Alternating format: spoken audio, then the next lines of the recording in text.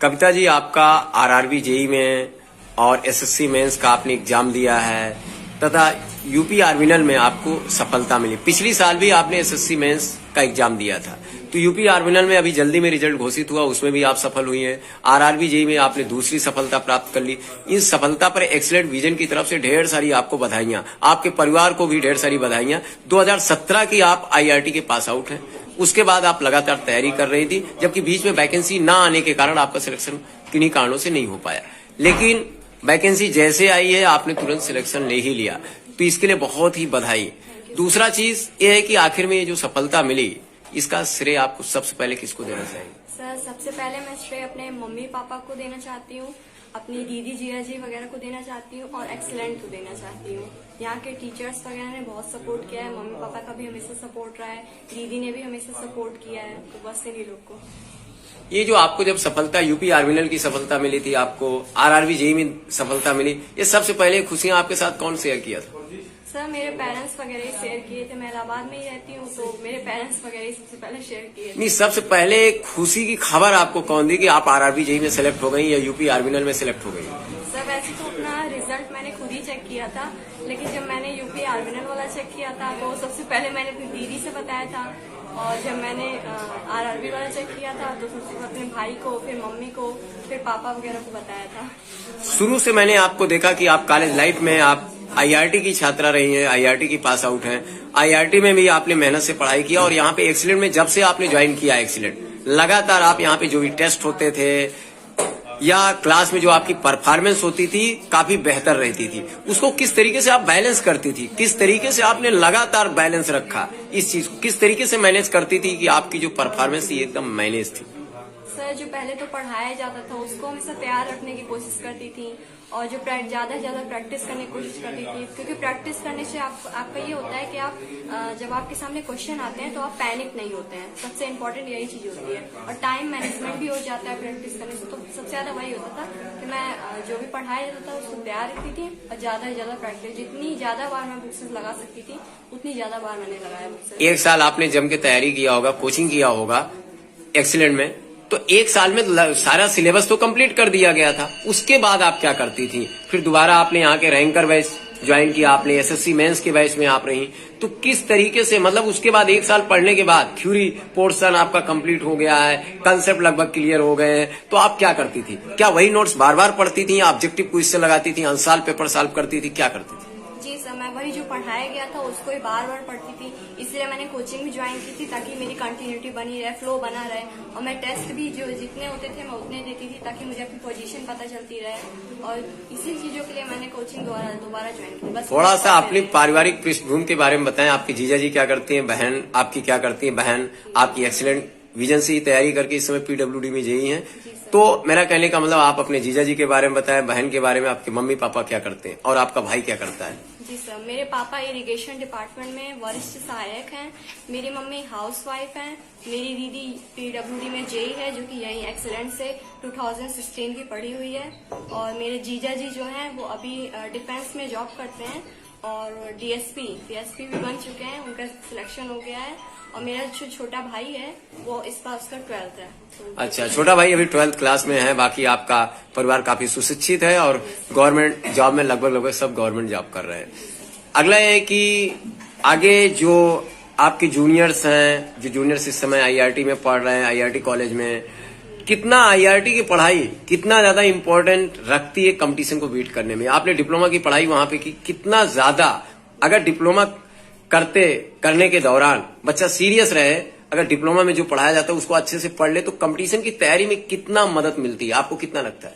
Sir, मैं IIT से पढ़ी हुई हूँ, तो वहाँ का सबसे ज्यादा प्रॉफिट होता था कि वहाँ ज्यादा से ज्यादा हम लोग को प्रैक्टिकल कराए जाते थे, तो हम चीजों से वाकिफ होते थे। जैसे कि मैंने यहाँ देखा, बाकी जैसे कि गवर्नमेंट जो कॉलेजेस हैं उसके बच्चे आते थे, थोड़ा कभी कभार इंस्ट्रूमेंट वगैरह से सर्वे का होता था तो उनको समझने में प्रॉब्लम होती थी, जबकि हम लोग सब कुछ किए हुए हैं, तो वो ज्यादा मतलब आईआईटी से पढ़ने से यही प्रॉफिट था कि प्रैक्टिकल ज्यादा करने से हम लोग को समझने में कम टाइम लगता था। मतलब ये आप एक संदेश देना चाहते हैं कि अगर आप जो है जिस भी पॉलिटेक्निक से पढ़ाई कर रहे हैं, कोशिश करें वहां के विद्यार्थी जो इस समय पढ़ रहे हैं वो कोशिश करें कि वहां जो भी सर्वे लैब हो या कंक्रीट टेक्नोलॉजी की लैब हो या हाइड्रोलिक्स लैब, वहां जितने उपकरण है वो किस तरीके से काम कर रहे हैं, इंस्ट्रूमेंट काम कर रहे हैं, उनको देख कर आए बेहतर, 1-2 प्रैक्टिकल करके आए। सोम की लैब है तो यूटीएम मशीन क्या है, आइजोट टेस्ट क्या है, 4P, क्योंकि अगर मशीनें देखे रहेंगे, थियोडोलाइट अगर उन्होंने अच्छे से देख रखा है तो यहाँ पे जब तैयारी करेंगे उनके पार्ट्स को अच्छे से देख रखा है, उनका वर्किंग प्रिंसिपल अच्छे से देख रखा है तो बहुत ज्यादा मदद मिलेगी। बिल्कुल। और ये चीज आपको आईआईटी में मिला जिसके लिए आपको काफी अच्छा रहा। आईआईटी में कौन से अध्यापक थे जो आपको हमेशा सपोर्ट करते थे, आपका उत्साहवर्धन करते थे? कोई नाम बताएंगे उनको? सर लगभग सारे टीचर्स ही सपोर्ट करते थे, जैसे कि गर्ग सर हैं, द्विवेदी सर हैं और बहुत सारे गेस्ट लेक्चर्स मतलब सर वगैरह भी थे, सारे सपोर्ट करते थे। वहाँ पे भी रवि सर नाम के टीचर्स वगैरह थे, रवि सर थे और बाकी टीचर्स भी बहुत सपोर्टिव थे, सब लोग सपोर्ट करते थे।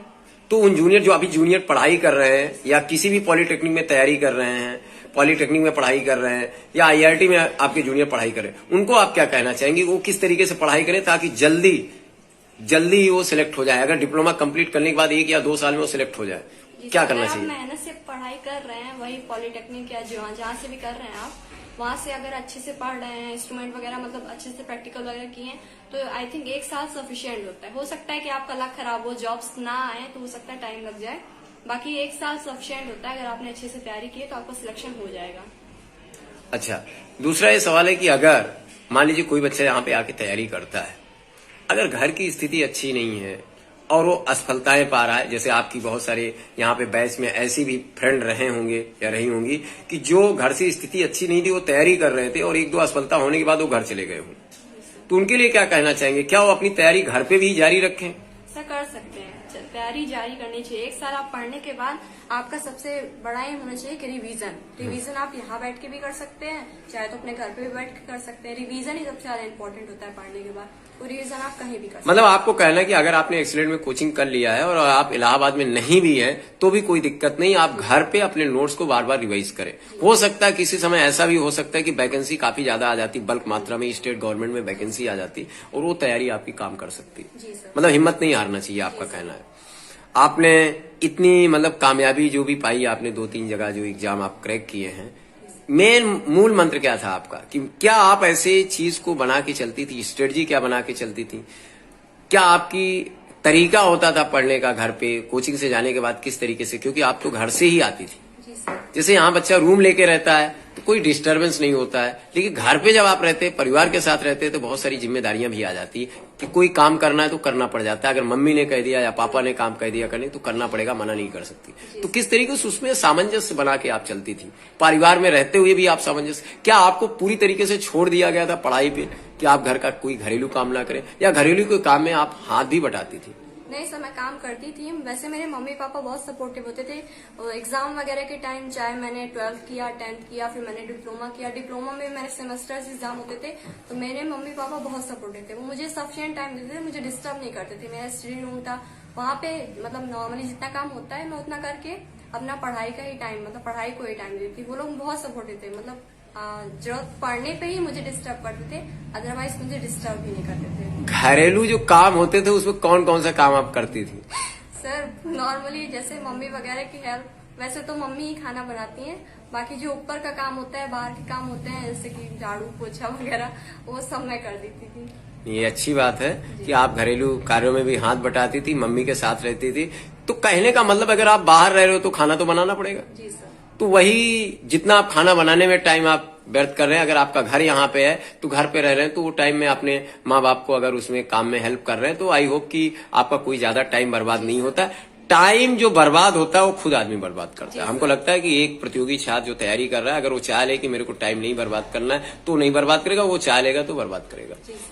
दूसरा है कि जब टेक्निकल सब्जेक्ट की आप तैयारी कर रहे थे, आपने ऑलमोस्टली आई होप कि आपने यहाँ पे जितने भी क्वेश्चन, यहाँ पे जितना भी प्रैक्टिस कराया गया, आप रैंकर बैच में थी और रेगुलर बैच में थी, इतना पढ़ने के बावजूद आज आपका क्या लेवल लगता है? आपको क्या लगता है कि कितने लेवल की तैयारी हो गई? क्या आपके अंदर वो कॉन्फिडेंस अब डेवलप हो चुका है कि आप कोई भी जेई लेवल का एग्जाम देंगे तो निश्चित तौर पे क्रैक कर देंगे? क्योंकि 40 सीट यूपी आर्विनल की क्रैक करने के बाद ये लगता है कि आपके अंदर कॉन्फिडेंस। दूसरी चीज, आप एक जनरल कैंडिडेट है, जनरल में आप फाइट करती हैं, तो कितना ज्यादा आपके अंदर कॉन्फिडेंस है? क्या आपको लगता है कि नहीं, I will definitely beat any exam? Sir इतना कॉन्फिडेंस लेके चलना पड़ता है, क्योंकि अगर आप पहले से ही डिमोटिवेट हो जाएंगे तो आगे चल के हो सकता है आपका परफॉर्मेंस थोड़ा गड़बड़ हो जाए। तो अपने आप पे विश्वास करके तो चलना ही पड़ता है।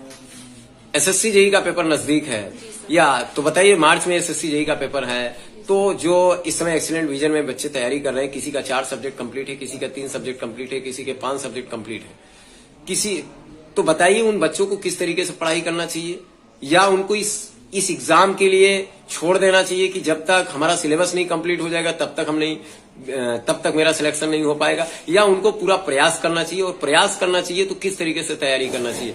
क्या उनको पिछले सालों के एसएससी के पेपर्स देख लेना चाहिए, या कुछ ऐसे सब्जेक्ट बताएं जिसपे वो अभी टाइम पर्याप्त मात्रा में है? अगर कुछ सब्जेक्ट ऐसे बताइए जिसकी वो तैयारी कर ले तो उनका एटलीस्ट प्री निकल जाए। अगर प्री निकल जाएगा तो मेंस तक उनका सिलेबस खत्म होगा और वो मेंस के बैच में अच्छा कर सकते हैं। या जो बच्चे 1 साल तैयारी कर चुके हैं, इलाहाबाद में तैयारी कर रहे हैं, आपके फ्रेंड भी हो सकते हैं, आपके बैच के हो सकते हैं, किन्हीं कारणों से उनको सफलता नहीं मिली है, तो आखिर में वो क्या करें? एसएससी का पेपर नजदीक है, वो क्या करें? यूपी ट्रिपल एससी के एग्जाम आ गए हैं, आने वाले हैं, डेट नहीं घोषित, तो वो लोग किस तरीके से तैयारी करें? बहुत सारे बच्चों को आरआरबी जेईई में असफलता मिल गई है, तो बड़े निराश हैं, और पेपर नजदीक हैं, एसएससी जेईई मेंस के पेपर नजदीक हैं, यूपी ट्रिपल एससी के नजदीक हैं, तो किस तरीके से अपने को मनाएं और किस तरीके से तैयार करें, और घर वालों को कैसे समझाएं?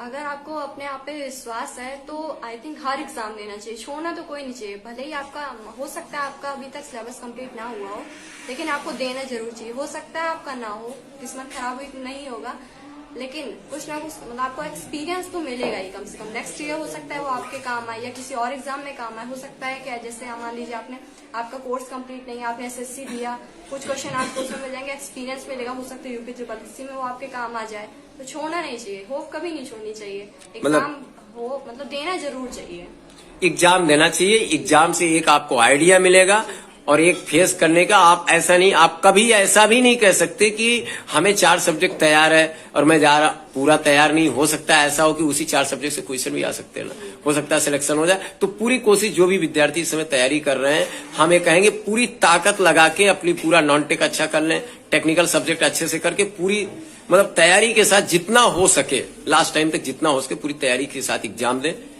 ईश्वर का साथ रहा, अगर माँ बाप का आशीर्वाद रहा, तो हो सकता है कि आपकी किस्मत के साथ सिलेक्शन हो जाए। नहीं तो नेक्स्ट टाइम तैयारी कभी बर्बाद नहीं जाती, आगे तो काम देगी ना। निश्चित तौर पर कविता जी ने, आपने मेरे को टाइम दिया, बहुत बहुत शुक्रिया। आपका भविष्य उज्जवल हो, सुखद भविष्य की हम कामना करते। Thank you.